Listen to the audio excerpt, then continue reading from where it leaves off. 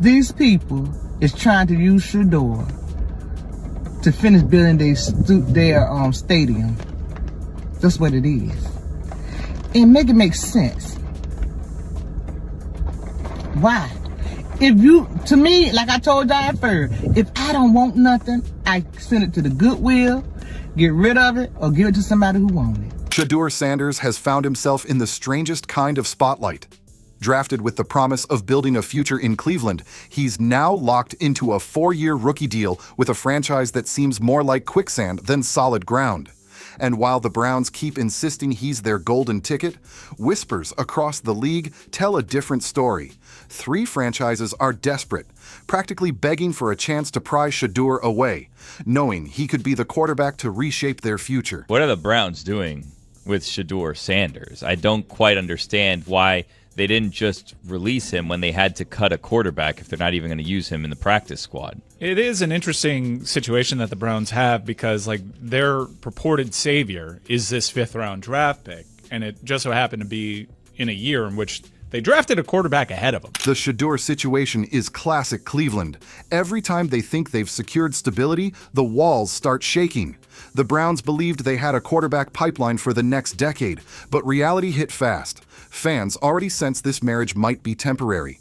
The organization's history of chaos, coupled with its inability to truly protect and develop quarterbacks, has Shedeur stuck in a place where potential often goes to die. The rookie deal that should guarantee his development now feels like a cage. Like I've been telling y'all all week, man, a lot of information is coming out with the Cleveland Brown practice, and it's being said that Shedeur Sanders is not getting these QB scout reps, bruh. And I'm here to tell you, I believe he ain't. Now, quarterback coach Bill Muskers has forced his hand into the matter because he just spoke to reporters moments ago, pretty much explaining that, you know what, all of the quarterbacks are getting their scout team reps. Meanwhile, the league is buzzing. 3 teams see Shedeur not as a project, but as an immediate franchise savior. These aren't casual admirers. These are organizations that would pay heavy capital just to secure him.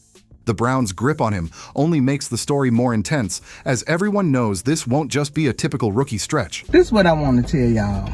You done had 3 teams. So y'all ain't know this come from the inside. Somebody in the inside is sick of the Browns themselves. 3 teams asked for Shedeur. They want to train him. They want to start him.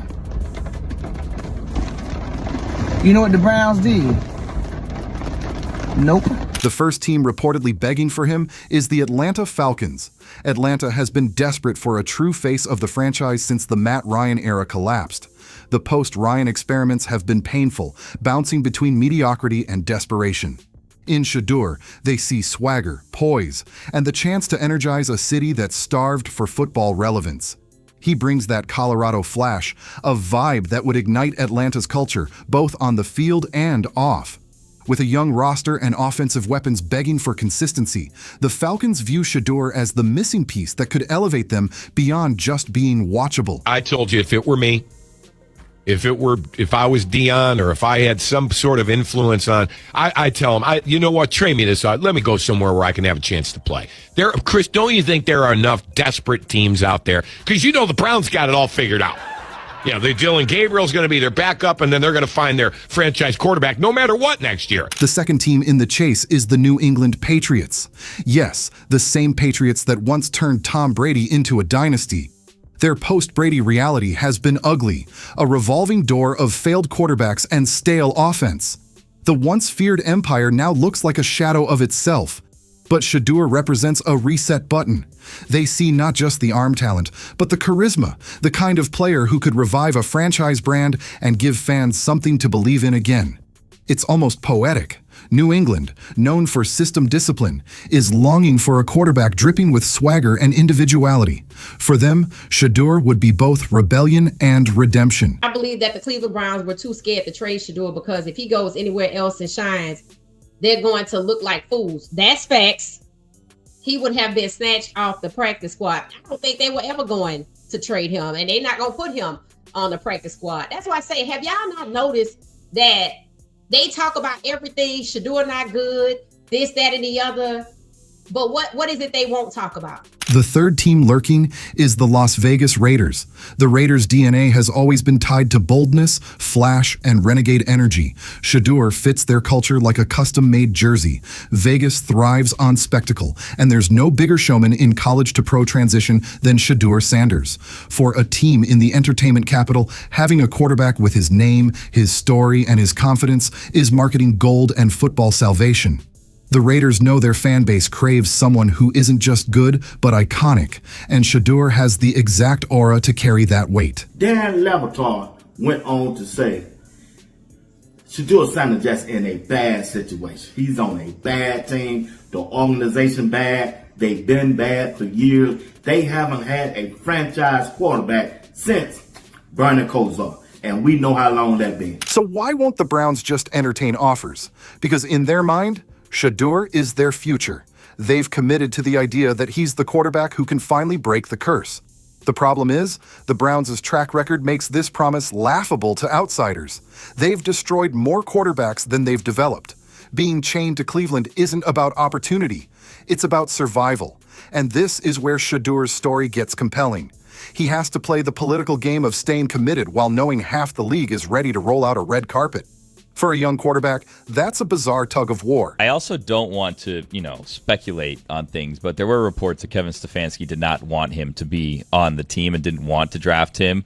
And then they went around him and drafted him anyways and forced that pick. So it's entirely possible Kevin Stefanski is like, you know what? I didn't want you on this team. I'm being forced to have you on this team, but you're not really going to be on this team if I have anything to do with it, which is absurd. The pressure to perform in Cleveland is immense, and yet he knows every success he has only increases the value those other teams are willing to risk for him. Every touchdown in a Browns jersey might just be an audition for a future escape.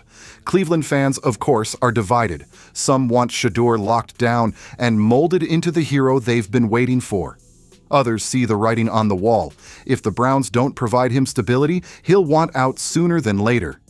4 years is long in NFL terms, but franchises willing to overpay could test Cleveland's resolve sooner than expected. It's the ultimate chess game where patience and ego collide. Get Shedeur out of that madhouse.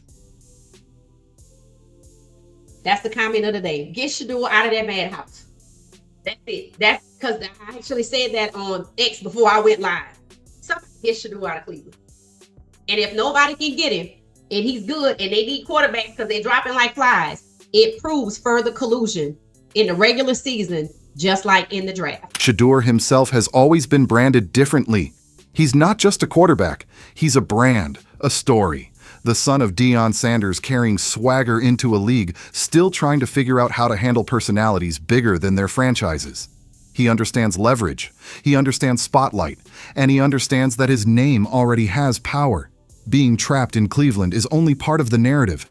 How he navigates the whispers of other teams might define his early career. That season has no chance. That season's not going to end anywhere good. And by the time Shedeur Sanders can play, even if he can play, that team's not good enough to make him better. And structurally, organizationally, they've got these problems that make it why when Aaron Rodgers goes from the Jets to the Steelers, you see how that ends up looking different. The Browns front office insists they won't even answer calls.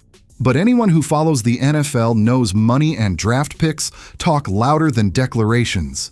If Atlanta waives multiple first-rounders, if New England throws in the farm to get their next Brady replacement, if Vegas offers a king's ransom, the Browns' resistance will be tested.